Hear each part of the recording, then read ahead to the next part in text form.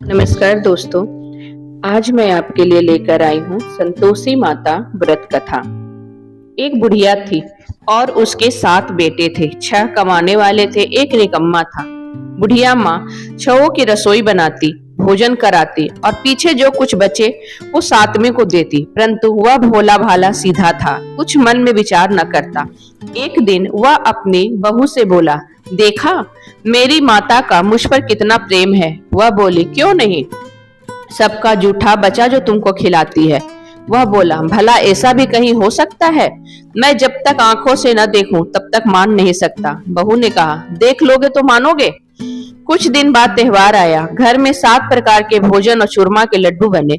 यह बात जांचने के लिए छोटा पुत्र सिर दुखने का बहाना कर पतला वस्त्र सिर तक ओढ़कर रसोई घर में सो गया। कपड़े में से सब देखता रहा। 6 भाइयों भोजन करने आए। देखा माँ ने उनके लिए सुंदर आसन बिछाया है, 7 प्रकार की रसोई परोसी और आग्रह करके उन्हें जिमाती है। वह सब देखता रहा। 6 भाई भोजन करके उठे। अब बुढ़िया माँ ने उनकी जूठी थालियों में से जूठे लड्डुओं के टुकड़े उठाए और मिलाकर एक लड्डू बनाया। जूठन साफ कर बुढ़िया माँ ने पुकारा, उठ बेटा, 6 भाई भोजन कर कर गए, अब तू ही बाकी है, उठ ना, कब खाएगा? वह कहने लगा, माँ मुझे भोजन नहीं करना है, मैं परदेश जा रहा हूँ। माता ने कहा, कल जाना हो तो आज ही जा। वह बोला, हाँ हाँ आज ही जा रहा हूँ। यह कहकर घर से निकल गया। चलते समय बहू की याद आई। वह गौशाला में कंडे थाप रही थी। वहां जाकर बोला, हम जावे परदेश को, आवेंगे कुछ काल, तुम रहियो संतोष से, धर्म अपनो पाल। वह बोली, जाओ पिया आनंद से, हमरो सोच हटाए, राम भरोसे हम रहे, ईश्वर तुम्हें सहाय। देव निशानी आपनु, देख धरू मैं धीर, सुधी मती हमारी बिचारियों, रखियो मन गंभीर। वह बोला, मेरे पास और तो कुछ नहीं, यह अंगूठी है, सो ले और अपनी कुछ निशानी मुझे दे। वह बोली, मेरे पास क्या है, यह गोबर भरा हाथ है। यह कहकर उसकी पीठ में गोबर की थाप मार दी। वह चल दिया। चलते चलते दूर देश में पहुंचा। वहां एक साहूकार की दुकान थी। वहां जाकर कहने लगा, भाई मुझे नौकरी पर रख लो, व्यापारी को जरूरत थी। वह बोला, रह जा।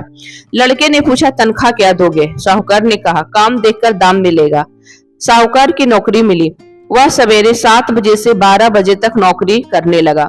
थोड़े दिन में दुकान का लेन देन, हिसाब किताब, ग्राहकों को माल बेचना आदि सारा काम करने लगा।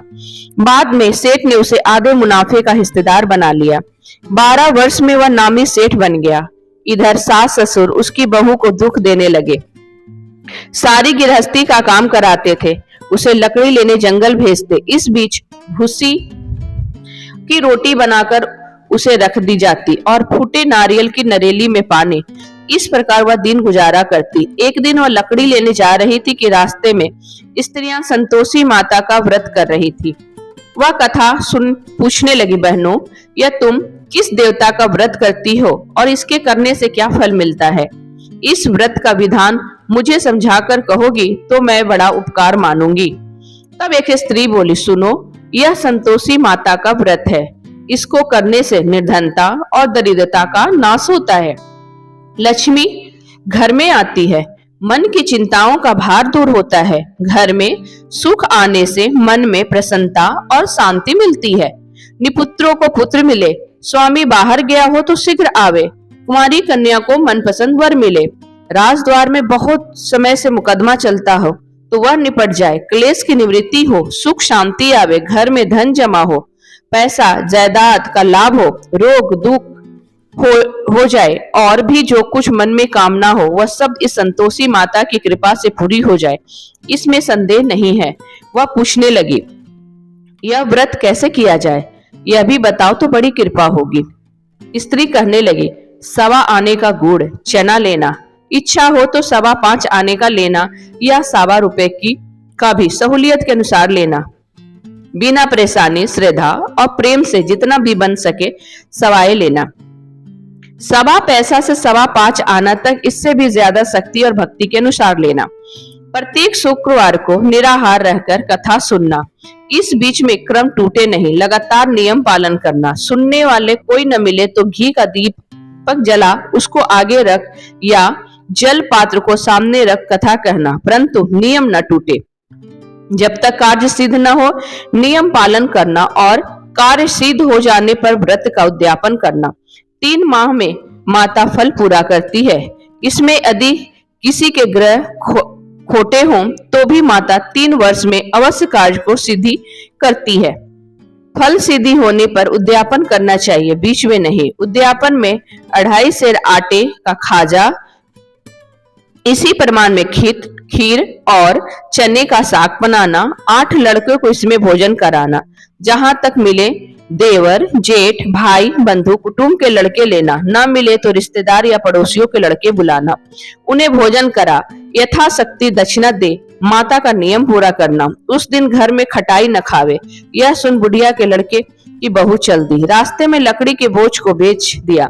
उन पैसों से गुड़ और चना ले माता के व्रत की तैयारी की। आगे चली, सामने मंदिर देख पूछने लगे, सामने यह किसका मंदिर है? सब कहने लगे, संतोषी माता का मंदिर है।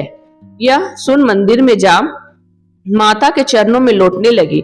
दिन की विनती करने लगी, माँ मैं बड़ी दुखी हूँ, व्रत के नियम कुछ नहीं जानती, मैं निर्धन और दुखी हूँ। हे माता जगजननी, मेरा दुख दूर करो, मैं तेरी शरण में हूँ। माता को दया आई।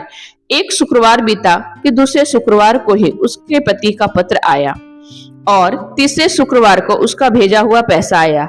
यह देख जेठ जेठानी मुंह सिकोड़ने लगे, इतने दिनों में इतना पैसा आया, इसमें क्या बड़ाई है? लड़के ताने देने लगे, काकी के तो अब पत्र आने लगा, रुपया आने लगा, अब तो काकी की खातिर बढ़ेगी, अब तो काकी बुलाने से भी नहीं बोलेगी। बेचारी सरलता से कहती, भैया कागज आवे रुपया आवे तो हम सबको ही अच्छा है।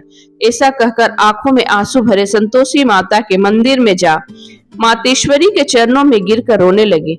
मैंने तुमसे पैसा कब मांगा है? मुझे पैसे से क्या काम है? मुझे तो अपने सुहाग से काम है। मैं तो अपने स्वामी के दर्शन और सेवा मांगती हूँ। तब माता ने प्रसन्न होकर कहा, जा बेटी, तेरा स्वामी आएगा। यह सुनकर खुशी से बावली हो घर में जा काम करने लगी। अब संतोषी माँ विचार करने लगी कि इस भोली पुत्री को तो मैंने कह दिया कि तेरा पति आवेगा, परंतु वह आएगा कहाँ से? वह तो सपने में भी इसे याद नहीं करता। उसे याद दिलाने को मुझे जाना पड़ेगा। इस तरह माताजी उस बुढ़िया के बेटे के पास जाकर प्रकट हो कहने लगे, साहूकर के बेटे सो रहा है या जागता है? वह कहता है, माता सोता भी नहीं हूँ और जागता भी नहीं हूँ, बीच में हूँ, कहो कुछ आज्ञा है? माँ कहने लगी, तेरे घर बार कुछ है या नहीं? वह बोला, माता मेरे पास सब कुछ है, माँ बाप हैं, बहू है, क्या कमी है? माँ बोली, भोले पुत्र, तेरी घर वाली घोर कष्ट उठा रही है, तेरे माँ बाप उसे बहुत त्रास दे रहे हैं, वह तेरे लिए तरस रही है, तू उसकी सूध ले। वह बोला, हाँ माता जी, यह तो मुझे मालूम है, परंतु जाऊं कैसे? परदेश की बात, लेन देन का कोई हिसाब नहीं, कोई जाने का रास्ता नजर नहीं आता, कैसे चला जाऊं? माँ कहने लगी, मेरी बात सुन, सवेरे नहा धोकर संतोषी माता का नाम ले, घी का दीपक जला, दंडवत कर दुकान पर बैठ, देखते देखते तेरा लेन देन चुक जाएगा, जमा का माल बिक जाएगा, सांझ होते धन का भारी ढेर लग जाएगा। अब तू वह सवेरे बहुत जल्द उठकर भाई बंधुओं के सपने की सारी बात कहता है। वे सब उसकी बात अनसुनी कर दिल लगी उड़ाने लगे। कहीं सपने भी सच होते हैं? एक बुढ़ा बोला, देख भाई, मेरी बात मान, इस तरह सांझ झूठ करने के बदले देवता ने जैसा कहा है वैसा ही करने में तेरा क्या जाता है? अब बुढ़े की बात मानकर वह नहा धोकर संतोषी माता को दंडवत कर घी का दीपक जलाकर दुकान पर जा बैठता है। थोड़ी देर में क्या देखता है, देने वाले रुपया लाने लगे, लेने वाले हिसाब लेने लगे, कोठी में भरे सामानों के खरीदार नगद दाम दे सौदा करने लगे। शाम तक धन का ढेर लग गया। मन में माता का चमत्कार देख प्रसन्न हो घर ले जाने वास्ते गहना, कपड़ा और सामान खरीदने लगा। यहाँ के काम से निपट तुरंत घर को रवाना हुआ। वहां बिचारी बहू जंगल में लकड़ी लेने जाती, लौटते वक्त माता जी के मंदिर पर विश्राम कर लेती। वह तो उसका रोज रुकने का स्थान ठहरा। दूर पर धूल उड़ाती देख माता जी से पूछती है, हे माता, यह कैसी धूल उड़ रही है? माता कहती है, पुत्री, तेरा पति आ रहा है, अब तू ऐसा कर, लकड़ियों के 3 बोझ बना, एक नदी के किनारे रख, दूसरा मेरे मंदिर पर छोड़ और तीसरा अपने सिर पर रख। तेरी धनी को लकड़ी का गट्ठा देख मोह पैदा होगा, वह यहाँ रुकेगा, नाश्ता पानी बना खाकर माँ से मिलने जाएगा। तब तुम लकड़ियों का बोझ उठाकर जाना और बीच चौक में गट्ठा डालकर 3 आवाज जोर से लगाना, लो सास जी, लकड़ी का गट्ठा लो, भूसी की रोटी दो, नारियल के खोपड़ा में पानी दो, आज मेहमान कौन आया है? बहुत अच्छा माता जी, बहुत अच्छा, कहकर वह प्रसन्न मन हो लकड़ी के 3 गट्ठे ले आई, एक नदी पर, एक माता जी के मंदिर पर रख। इतने में ही मुसाफिर आ पहुंचा। लकड़ी सूखी देख वह धनी की इच्छा उत्पन्न हुई कि लकड़ी कैसी बढ़िया है, हम सब अब यही मुकाम डालकर भोजन बना खा पीकर गांव में जाएं।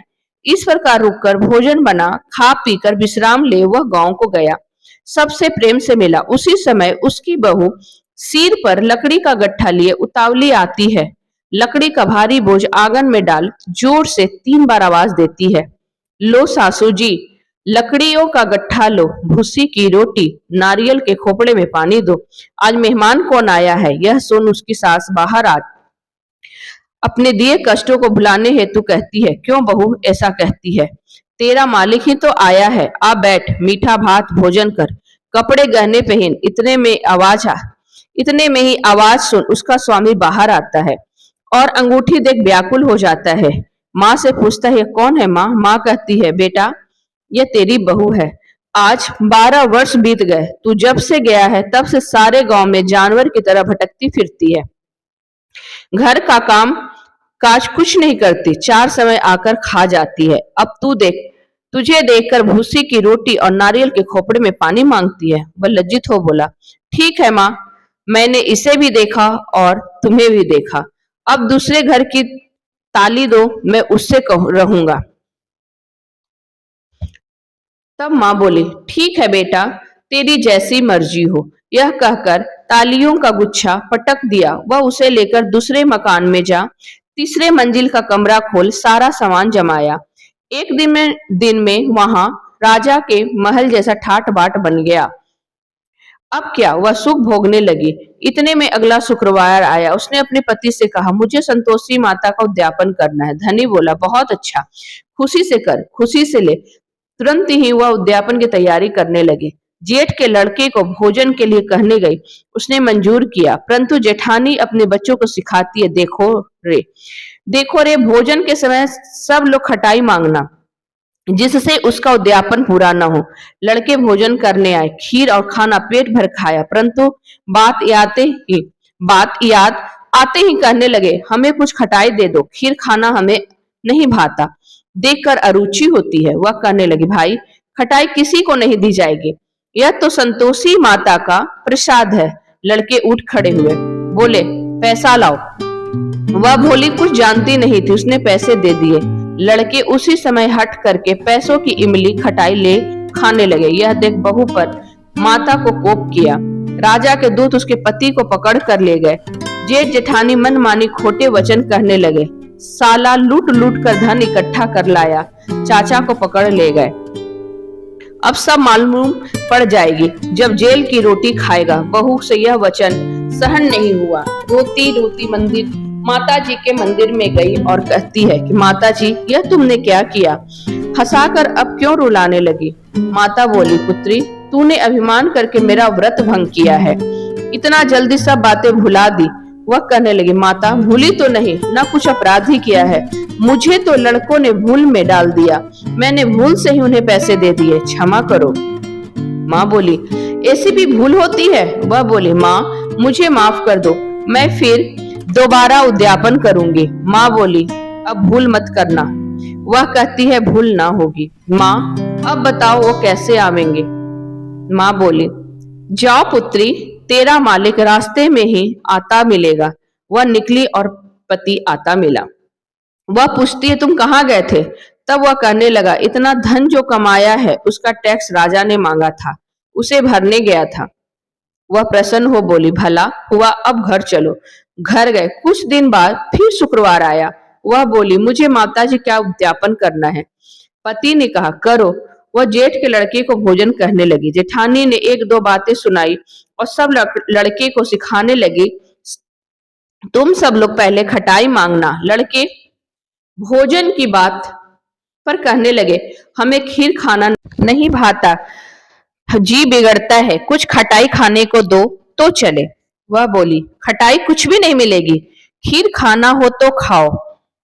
यह कहकर ब्राह्मणों के लड़के को बुलाकर भोजन कराने लगी। यथाशक्ति दक्षिणा की जगह एक एक फल उन्हें दे दिया। इससे संतोषी मां प्रसन्न हुई। माता की कृपा होते ही 9वें मास उसको चंद्रमा के समान सुंदर पुत्र हुआ। पुत्र को ले वह प्रतिदिन माता जी के मंदिर को जाती। माँ कहने लगी, रोज यह आती है, आज तो मैं ही इसके घर चलूं, इसका आसरा देखूं तो सही।